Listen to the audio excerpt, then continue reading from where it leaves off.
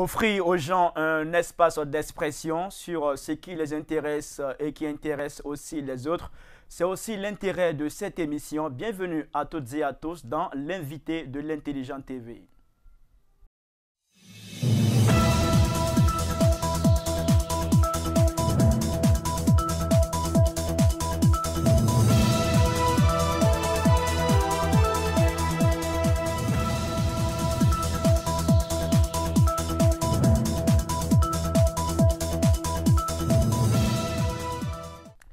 Il est avec nous sur ce plateau. Il se nomme Djibril Koné. Il est le président de l'ONG Cœur d'Ange, une ONG qui intervient dans le domaine, dans plusieurs domaines, mais avec un intérêt particulier pour la salubrité, l'environnement et le développement durable. Monsieur Djibril, merci d'avoir accepté notre invitation et puis nous sommes très heureux de vous avoir avec nous dans ce studio.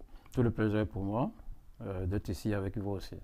Alors, Monsieur Djibril, vous êtes nominé dans la catégorie Association et ONG Eco aux Awards de la salubrité African Cleanliness Awards, un événement organisé par l'ONG Smiling Africa Our Dream, qui est présidé par Christelle Ando-Kouadio. C'est un peu l'intérêt, sinon l'objet de votre présence ici avec nous. Déjà, dites-nous de quoi s'agit-il exactement? Bon, ben, je vous remercie encore, une fois de plus. Effectivement, là, il s'agit des awards de la salubrité qui n'a jamais existé. C'est la première édition, effectivement. Et nous avons été, effectivement, approchés par cette organisation qui voulait véritablement faire relever et entrer dans la conscience de nos concitoyens le problème pour suivre la dynamique du gouvernement, un peu ces actions de salubrité qui sont menées un peu partout par les ONG que nous sommes.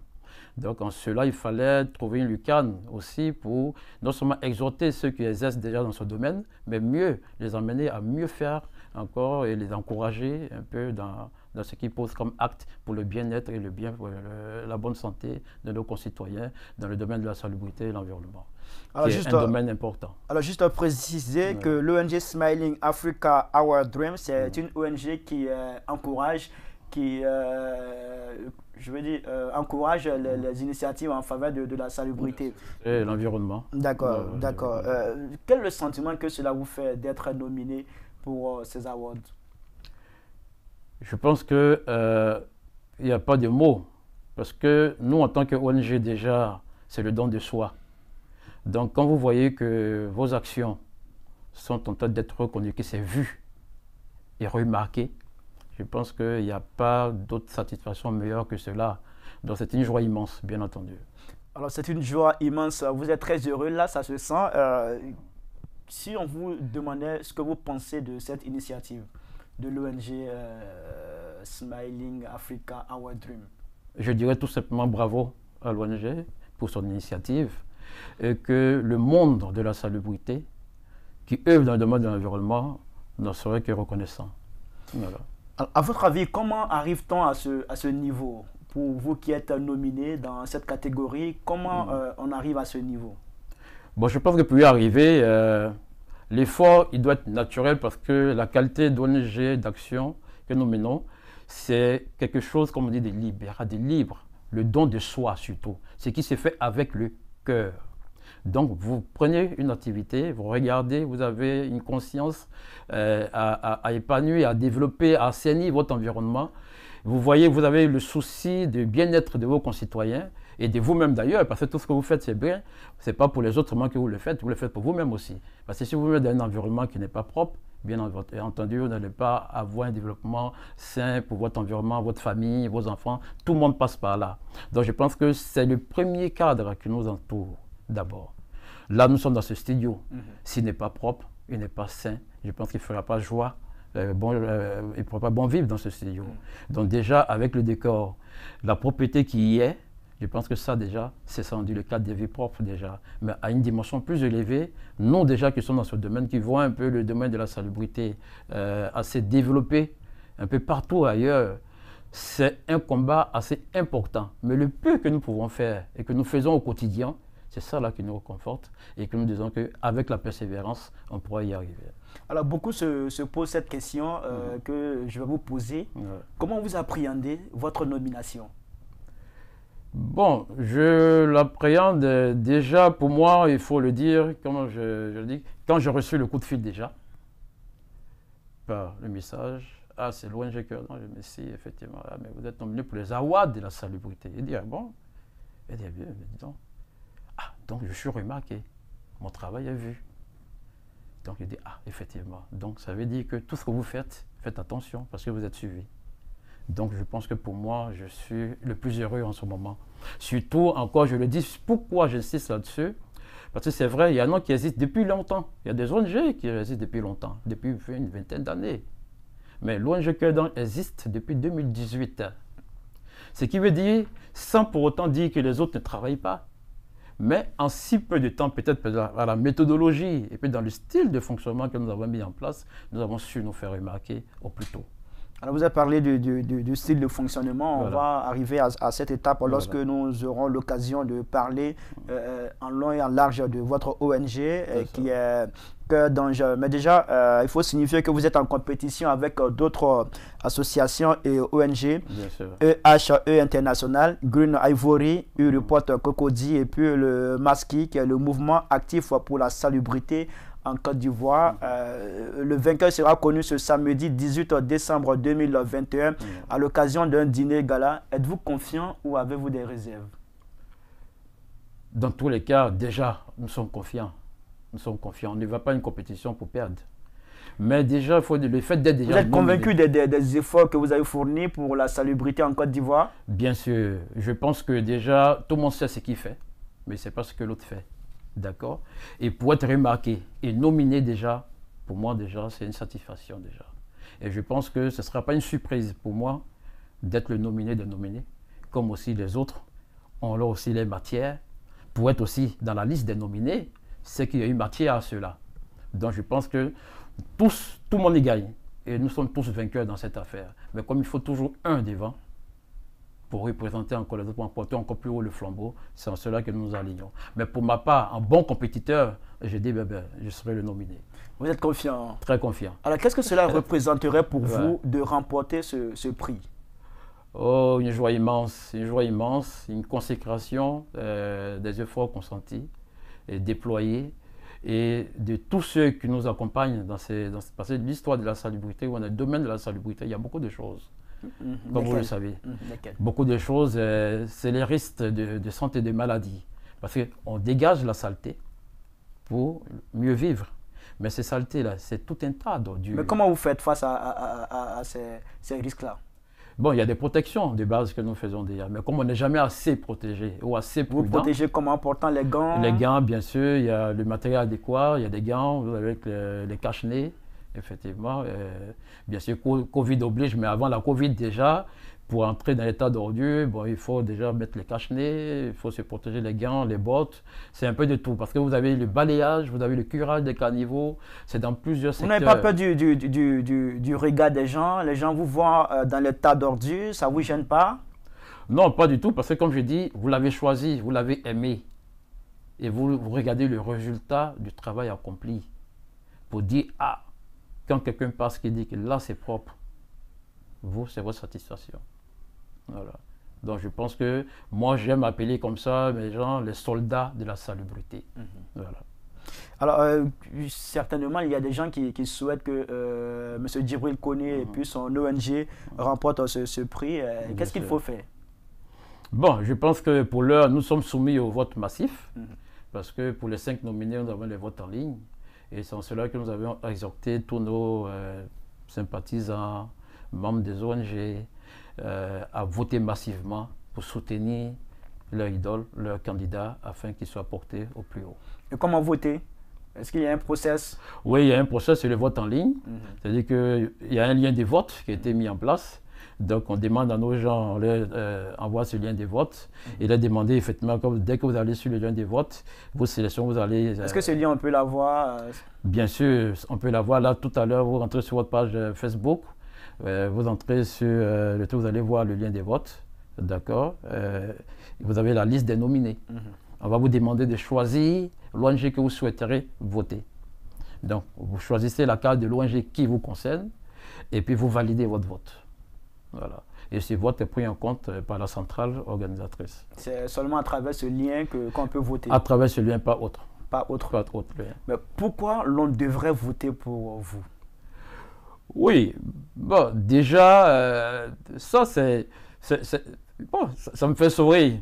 Parce que je dis déjà, tous ceux qui sont nominés, ça dit qu'ils méritent déjà la chose. Maintenant, à chacun de dire, moi déjà, je pense que peut-être j'ai ce privilège-là, peut-être, d'être encore au-delà de l'ONG Cœur d'Ange, comme on a oublié de le souligner tout à l'heure. Oui, vous êtes aussi le conseiller national, voilà. la CNAECI, La qui est la coordination nationale des acteurs de l'environnement de Côte d'Ivoire. Voilà. Vous êtes aussi le président de l'UCOMAE, qui est l'Union communale d'Adjamé, des acteurs de l'environnement. Merci.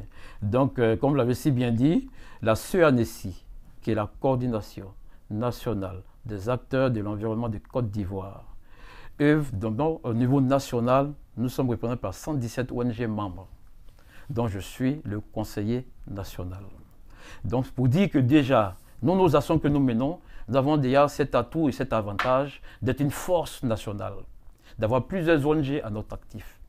D'accord? Donc, pour descendre à l'échelle moindre, vous avez l'UCOMAE, qui est l'Union communale d'Adjamé des acteurs de l'environnement. D'accord? Vous voyez, tout se termine par les acteurs de l'environnement. Donc, pour dire qu'au niveau de l'environnement, nous sommes assez ancrés. Nous avons une multiplicité d'ONG dans divers domaines, mais qui ont une base principale qui est là, l'environnement, la salubrité et le développement durable. Donc, pour dire que je représente aussi toutes ces ONG-là qui sont avec moi. Et qui est représenter ces ONG, est-ce que vous pensez que c'est suffisant pour qu'on vote pour vous? On ne va pas voter pour vous parce que vous êtes président d'une ONG. Bien sûr, là je suis d'accord. Conseil national. Non, je vois votre question maintenant. Effectivement, nous avons mené plusieurs actions, effectivement, pour se faire remarquer. Bon, non pas pour se faire remarquer, mais que les gens ont remarqué. Voilà. Parce que quand vous venez pour vous faire remarquer, c'est que vous n'avez pas l'ambition de ce que vous cherchez dans ce domaine d'ONG dont on parle. L'ONG, c'est des actions libres, d'accord, volontaires. Et c'est aux autres de remarquer ce que vous posez comme acte. Donc je pense que c'est ces actes qui ont été posés. Depuis notre début, je pense que nous avons commencé par les actions, comme on le fait tantôt, de manière libre, d'action, de salubrité, de nettoyage de certains secteurs. D'accord? Moi-même de nature, par essence, quand je vois un tas d'ordures quelque part, automatiquement j'interpelle. Ça a commencé par ça déjà. Et il y a eu une période au temps de la nature. Nous avons eu des difficultés où les camions de ramassage n'arrivaient pas à temps. Nous avons eu des précollecteurs qui venaient toujours prendre de l'argent avec les différents voisins, les foyers, pour pouvoir ramasser les ménages de vos maisons. Donc, on est passé par tout ça où je me suis opposé parfois. J'ai dit, mais attends, nous parlons de précollecte ou nous parlons de collecte d'ordures? Vous voyez des maisons, des gens qui habitent dans des zones accessibles aux camions de ramassage, et nous avons affaire à des précollecteurs. J'ai dit, mais non, pas pourquoi. Donc, j'ai dû commencer une bataille. Sans même avant de créer mon ONG, j'ai commencé cette bataille d'hier pour dire, attends, tiens, vous êtes précollecteur, ça veut dire que vous devez agir dans les zones où les camions n'ont pas accès. Mais une zone où les camions ont accès, vous n'avez pas votre raison d'être. Donc, laissez les camions venir faire leur enlèvement pour que les ménages se retrouvent. Donc, mais vous pouvez faire des services associés, plus ou moins, mais pas s'imposer. Donc, c'est comme ça qu'avec les ordures qui traînaient, j'ai dû interpeller en son temps la nature par le représentant local, qui est venu, et puis après mes interventions, qui a dit, mais tiens, monsieur, local au niveau d'Adjamé, déjà puisque je réside à Adjamé, voilà, comme effectivement là, il fallait, comme je réside à Adjamé. Votre champ d'intervention, c'est à Adjamé seulement? Non, pas à Adjamé, c'est partout. D'accord. Mais comme dit, là où vous habitez, c'est d'abord votre base. C'est ça. D'accord? Mais vous êtes partout. Nous avons des représentants partout. Voilà. Et c'est ce qui se déploie au sein de cette coordination nationale. Donc, vous avez des coordonnateurs communaux au sein de chaque commune qui exerce. Donc, comme je disais tantôt, ayant interpellé le responsable des opérations de la commune, et après l'intervention faite, il a dit, ah mais tiens, monsieur, vous êtes ce genre de personnes que nous recherchons. Et nos responsables, nos dirigeants aiment ça, de voir des gens déjà qui n'attendent pas l'État, mais déjà qui crient fort et puis qui agissent pour le bien-être des concitoyens. Et c'est comme ça qu'ils ont dit, mais tiens, on veut travailler avec vous parce qu'on vous sent dans la chose et on sait que vous, ce n'est pas de l'intérêt, mais c'est parce que vous l'aimez, vous le voulez et puis c'est votre manière d'être. Donc, déjà, vous avez ça en vous Et on m'a aidé tout simplement à le développer et puis à mieux affirmer cette volonté de propriété, hein, de l'environnement sain et puis de lutter contre l'insalubrité qui règne et qui vraiment qui joue beaucoup et qui fatigue les populations ivoiriennes en Afrique et partout dans le monde. D'accord, c'est bien compris. On va parler de votre ONG Cœur d'Ange qui existe depuis le 29 août 2018. Vous intervenez dans plusieurs domaines. Déjà, en dehors de la salubrité, de l'environnement, quel autre domaine? Vous avez le domaine du social. Vous avez aussi, comme on l'a dit, le domaine sportif, comme vous avez dit en visitant notre page de Facebook.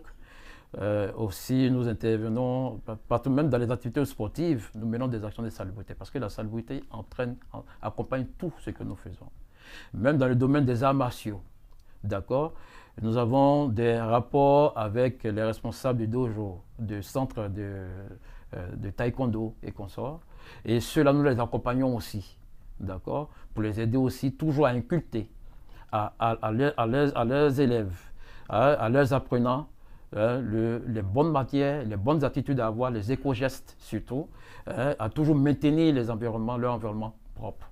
Donc je pense que dans tous ces domaines que nous agissons, et bien d'autres d'ailleurs, on ne pourra pas tous les citer, oui. Ça veut dire que tout ce qu'une ONG est censée pouvoir faire pour contribuer à l'évolution ou au mieux-être des concitoyens, nous sommes partie prenante. Mais vous intervenez plus dans la salubrité, le développement durable et plus l'environnement. Voilà. Pourquoi? Est-ce que, parce que vous avez constaté que au niveau de la salubrité, de l'environnement, la Côte d'Ivoire est beaucoup en retard, c'est ce que vous pensez? Bon, pas forcément que la Côte d'Ivoire est beaucoup en retard, comme beaucoup de pays en Afrique d'ailleurs. On peut dire que nous-mêmes, c'est vrai, nous sommes un peu quand même avancés dans le système aujourd'hui. Tout ce que l'État a mis à déployer comme moyen pour essayer de réduire ces problèmes de salubrité en Côte d'Ivoire, on peut dire que l'État fait beaucoup. Mais on ne fait jamais assez. Parce que c'est un domaine assez vaste et important et difficile. Donc le peu que vous faites par jour, vous voyez par exemple une commune comme Adjamé. Vous passez là mais vous nettoyez, avant que vous reveniez, vous allez trouver encore un tas d'ordures. Donc nous sommes confrontés à ça au quotidien. Qu'est-ce qui peut expliquer ce fait-là? Est-ce que c'est parce que les populations n'ont pas encore inculqué les valeurs de salubrité ou bien c'est quoi? C'est l'autorité qui n'agit pas comme il faut?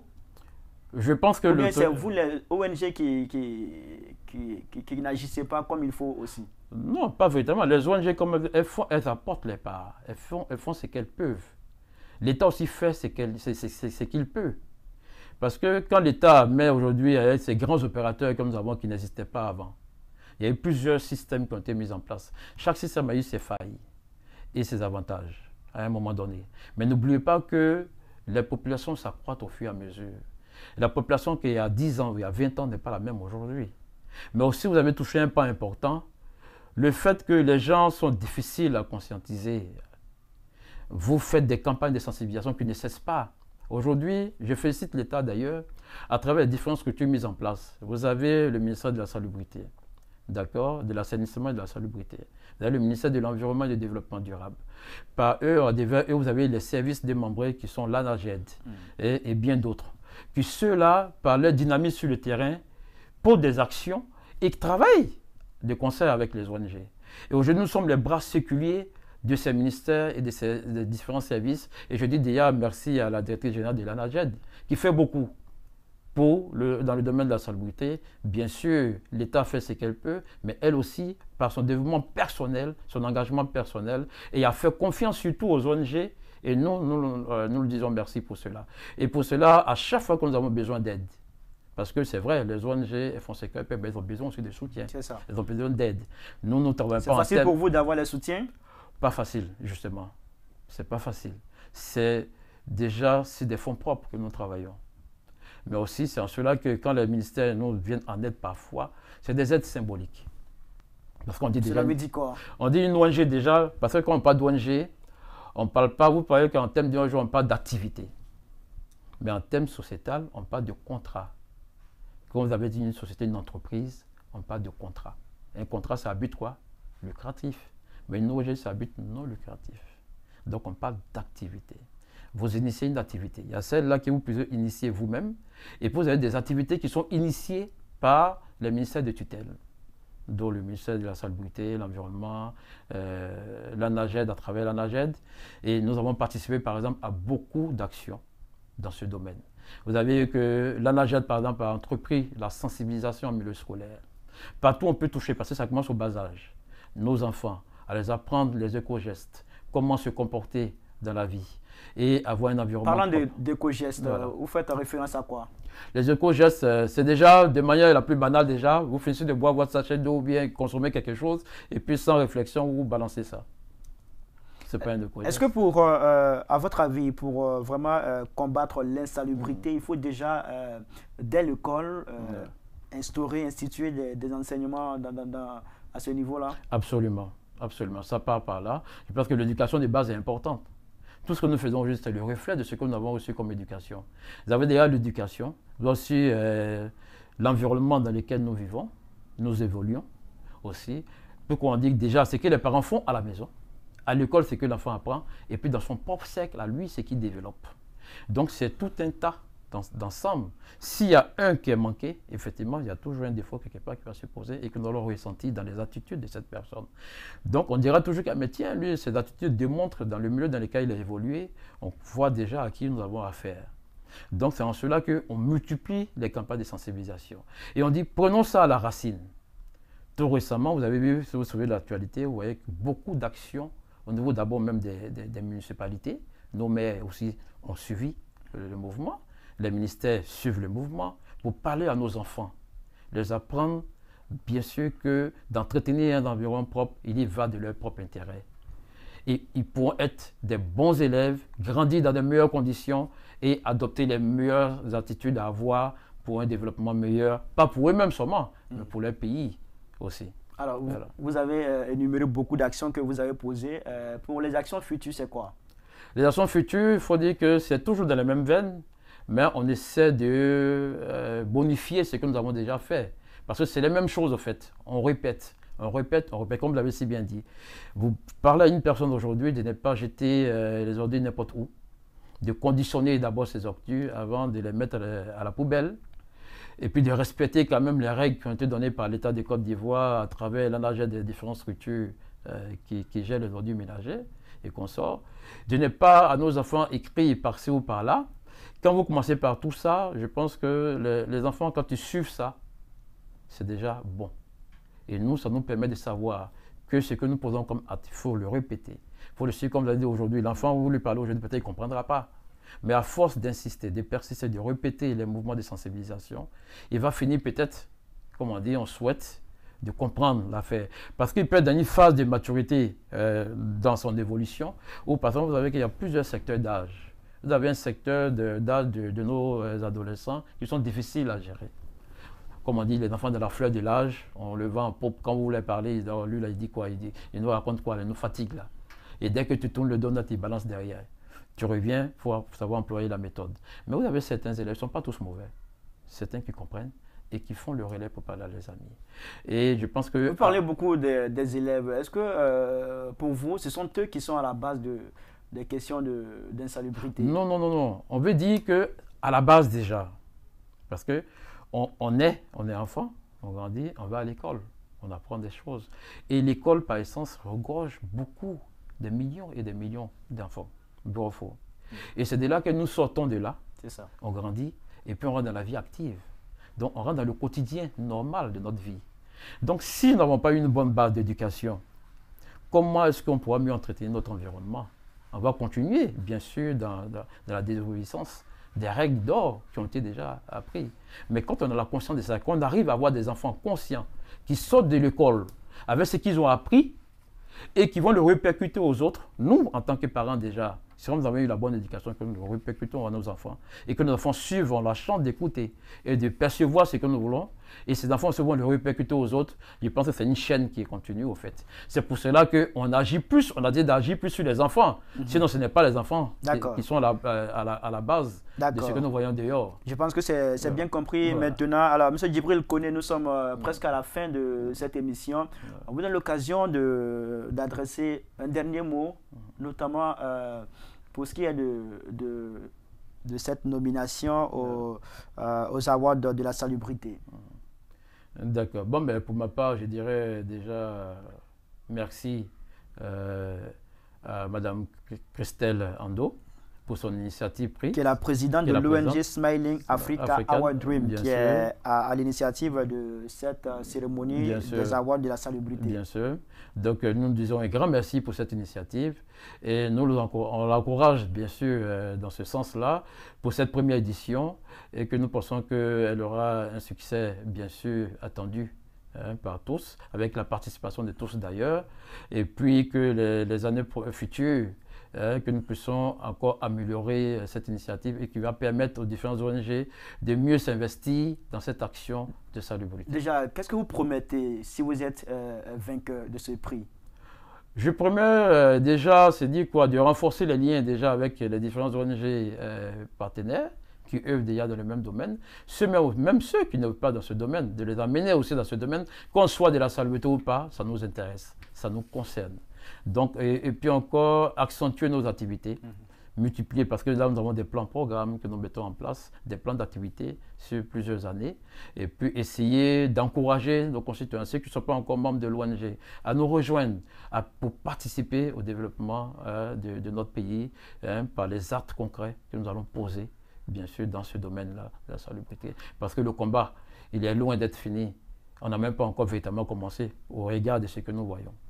Djibril Koné, merci d'avoir accepté notre invitation. Je rappelle que vous êtes le président de l'ONG Cœur d'Ange, et puis vous êtes le conseiller national de la CNAECI, qui est la coordination nationale des acteurs de l'environnement de Côte d'Ivoire. Vous êtes aussi le président de l'UCOMAE, qui est l'Union communale d'Adjamé des acteurs de l'environnement. Vous étiez avec nous sur ce plateau pour parler de votre ONG, mais aussi de parler de votre nomination aux Awards de la salubrité dans la catégorie association et ONG Eco. En tout cas, on vous souhaite bonne chance.